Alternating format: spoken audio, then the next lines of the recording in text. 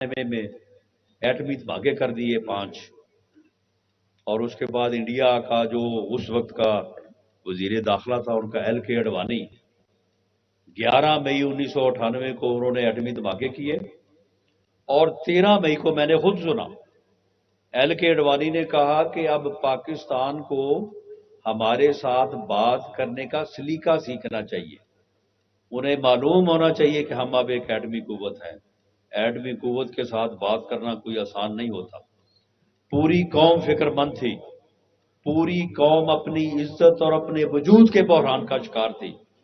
पूरी कौम ये समझ रही थी कि ये इंडिया जिसने पहले हमें दो टुकड़े कर दिया है, अब ये इतना ताकतवर हो के एटमी कुव्वत बन गया है, तो अब तो ये हमें छोड़ेगा नहीं। उस वक्त एक सिविलियन वजीर आजम था, वास्कोट पहनने वाला वजीर आजम था। उस वक्त पूरी कौम को उस बहरान से उसने निकाला, और ठीक जो है वो 18-19 दिन बाद 28 मई 1998 को पाकिस्तान ने 5 के जवाब में 6 एटमी धमाके किए और पाकिस्तान एक एटमी कुव्वत बना। पाकिस्तान एटमी कुव्वत बना, पूरी दुनिया ने जश्न मनाया, मुसलमान दुनिया ने। एटमी कुव्वत पाकिस्तान बना था, लेकिन पूरी मुस्लिम दुनिया में तमाम मुसलमान मुल्कों में खुशी की लहर दौड़ गई, क्योंकि पाकिस्तान जो है वो सबका मुहाफिज। उसके बाद पूरी दुनिया ने बॉयकॉट किया पाकिस्तान का कि जी आपने क्यों एटमी धमाके किए। उस बहरान से मियां नवाज शरीफ की क़यादत में पाकिस्तान को मुस्लिम लीग नून की हुकूमत ने निकाला।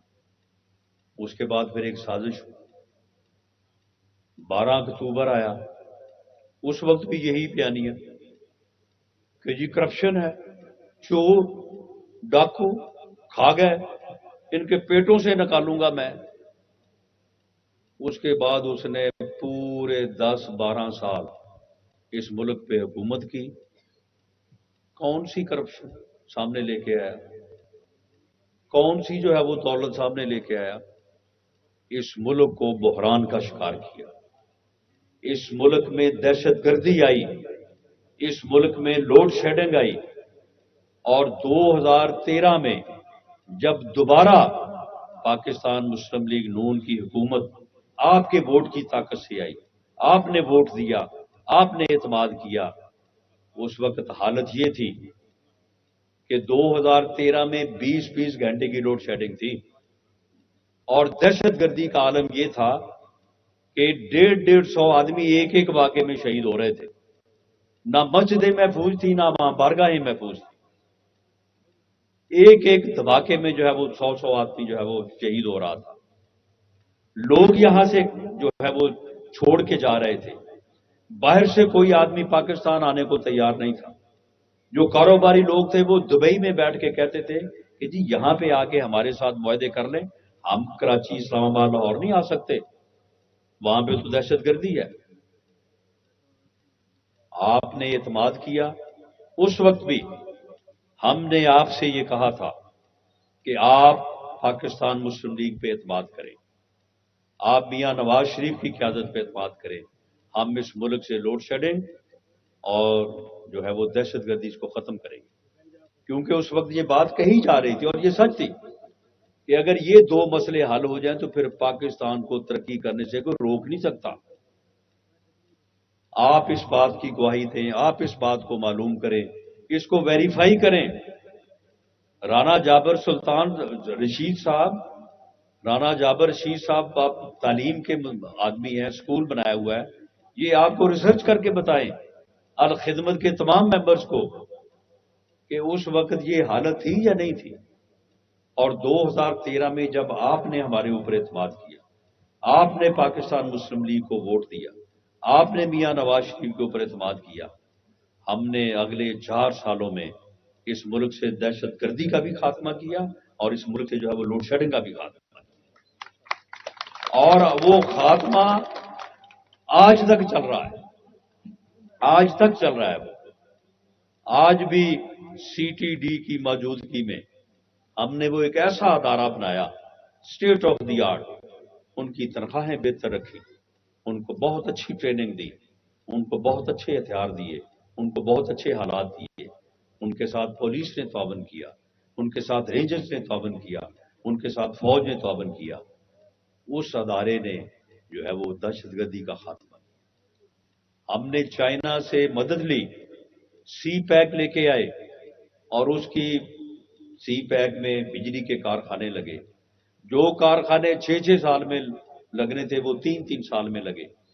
وہ میاں شہباز شریف کو کریڈٹ جاتا ہے، اس نے دن رات جو ہے وہ ایک کیا اور لوڈ شیڈنگ کا جو ہے وہ خاتمہ کیا۔ ملک آگے بڑھنے لگا، ملک ترقی کی طرف جانے لگا، ملک کی شرح نمو 6.2% پہ پہنچ گئی، اور پوری دنیا کہتی ہے کہ 7% پہ اگر پہنچ جائے تو اس ملک میں نہ پھر کوئی بھوکا رہتا ہے، نہ کوئی بے روزگار رہتا ہے، اور نہ کوئی جو ہے وہ فاقوں مرتا ہے۔ 6.2 تھی 2018 میں، 2017 میں شرح نمو۔ لوڈ شیڈنگ ختم ہو چکی تھی، دہشت گردی ختم ہو چکی تھی، پاکستان آگے بڑھ رہا تھا، دوبارہ سازش کی گئی۔ دوبارہ جو ہے وہ میاں نواز شریف کے خلاف کیسز بنائے گئے، دوبارہ وہی ڈرامہ، وہی کرپشن کا ڈرامہ، اور دوبارہ جو ہے وہ پھر دوبارہ 12 اکتوبر جو ہے وہ لایا گیا۔ اس مرتبہ جو 12 اکتوبر ہے وہ پھر 2018 میں آیا، اور دوبارہ ملک کو ایک ایسی شخصیت اور ایک ایسی پارٹی کے سپرد کیا گیا۔ باقاعدہ الیکشن میں ریگنگ کی گئی، الیکشن میں مسلم لیگ نون کے کینڈیڈیٹس کو جو ہے وہ پریشان کیا گیا، ہراساں کی گیا، ان سے ٹکٹ واپس کروائے گئے، ان کے خلاف دھاندلی کی گئی۔ میرے خلاف یہاں آپ کے حلقے میں 10 سے 15 ہزار ووٹوں کی جو ہے وہ اس رات انہوں نے دھاندلی کی جس رات جو ہے وہ الیکشن اناؤنس ہوا۔ میرا مخالف کینڈیڈیٹ جو کہتا تھا میری گنتی 50,000 سے شروع ہونی ہے، لیکن جب کوئی 60,000 سے جیت رہا ہو تو پھر 50,000 کی گنتی کیسے ہرا سکتی ہے اس کو؟ یہ ساری چیزیں جو ہے وہ ہوئی، اور ایک ایسی جماعت کو مسلط کیا گیا جس نے اس ملک کو دوبارہ بحران سے دوچار کیا، دوبارہ بحران سے دوچار کیا۔ تو میں میرے بزرگوں، میرے بھائیوں، بات کو مختصر کرتے ہوئے، کیونکہ رانا جابر شیخ صاحب نے آپ کے لیے کھانے کا بھی انتظام کیا ہوا ہے، تو میں آپ سے یہ اپیل کرنی چاہوں گا، جو فیکٹس، جو باتیں میں نے کی ہیں کہ اٹل ہے، ان کو ویریفائی کریں آپ، جو 2013 کے حوالے سے کی ہے، 99 کے حوالے سے کی ہے، جو آج کی صورتحال میں کی ہے، آپ ان کو معلوم کر لیں۔ اگر کسی جگہ پہ بھی کوئی بات بھی غلط ہو تو آپ مجھ سے پوچھیں۔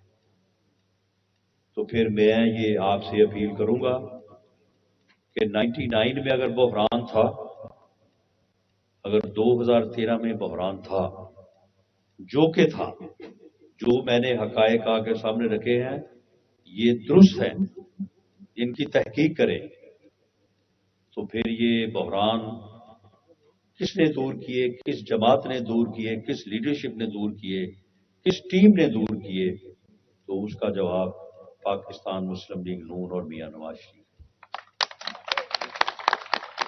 اس لیے آج اگر یہ تیسری دفعہ ملک کو بحران درپیش ہے تو آپ دوبارہ جس طرح سے آپ نے 2013 میں جب لوڈ شیڈنگ اور جو ہے وہ دہشت گردی کا بحران تھا، وہ بحران جو تھے وہ بہت طاقتور تھے، وہ بہت جو ہے وہ مشکل تھے۔ اب تو صرف جو بحران ہے یہ معمولی ہے، اب صرف مہنگائی کا بحران ہے، بے روزگاری کا بحران ہے۔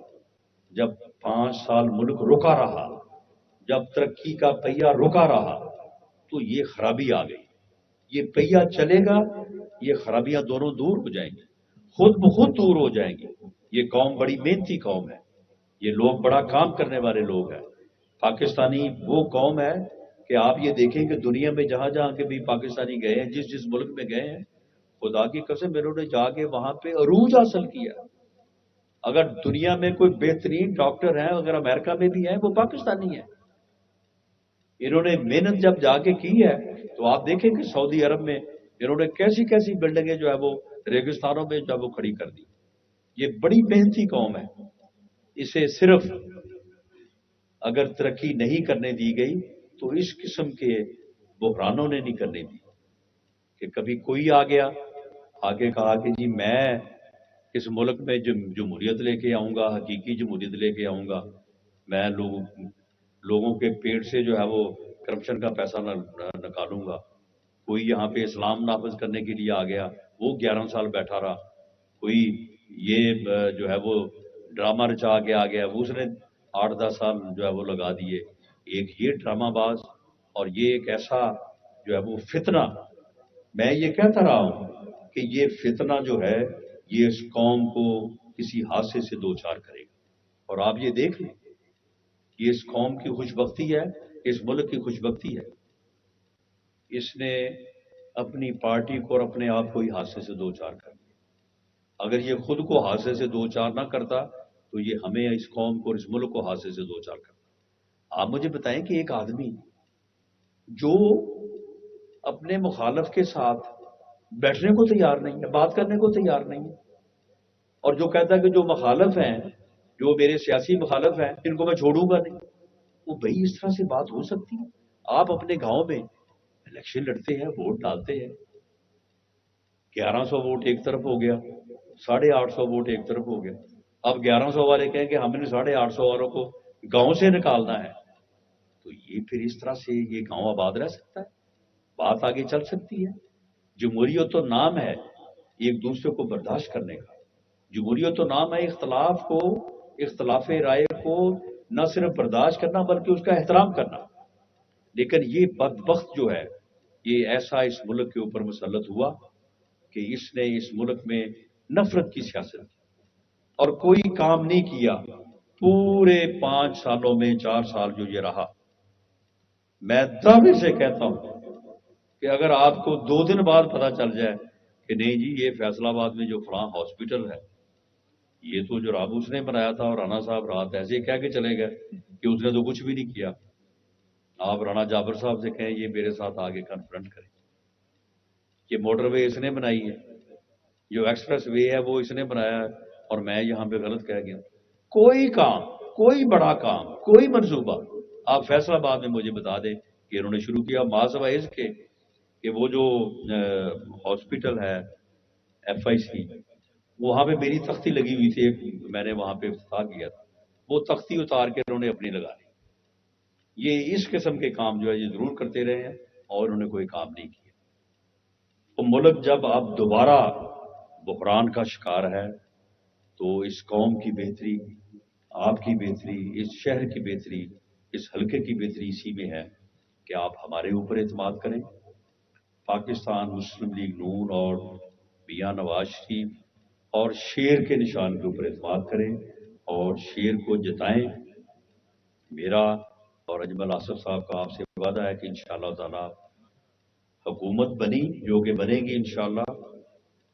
تو یہ میں نے ابھی تو آپ کو یہ 2 چیزیں بتائی ہیں، 3، لیکن ان کی مالیت جو ہے وہ تقریباً بائی پاس اور جو سڑکیں 2 میں نے آپ کو بتائی ہیں، باقی کچھ کام جو اس کے علاوہ ہوئے ہیں وہ میں نے جن کا ذکر نہیں کیا. یہ کو تقریباً 450 کروڑ روپے کا جو ہے یہ خرچہ ہے. اگر آپ دیکھیں نا، آپ کے گاؤں کو اگر آنا ہے تو پہلے مین روڈ نے بننا ہے، اس کے بعد ہی پھر جو ہے وہ چھوٹی سڑک بنے گی. اگر لوگوں نے اب اپنے گاؤں کو جانا ہے تو پہلے یہ ابھی پر روڈ بنے گی نا، پہلے یہ بائی پاس بنے گا نا، پہلے جنگ روڈ بنے گی نا، اس کے بعد اندر کی سڑکیں بنیں گی. کہ اتنے پیسے اگر میں حلقے کے آپ کے کاموں کے اوپر، آپ کی سڑکوں گلیوں اور آپ کے اسکولوں کے اوپر خرچ کرواتا تو یقیناً آج کوئی آپ کا پاس مطالبہ ہی نہ ہوتا، کوئی آپ کے پاس یہ کہنے کو نہ ہوتا کہ جی فلاں سڑک بنا دیں، فلاں گلی بنا دیں.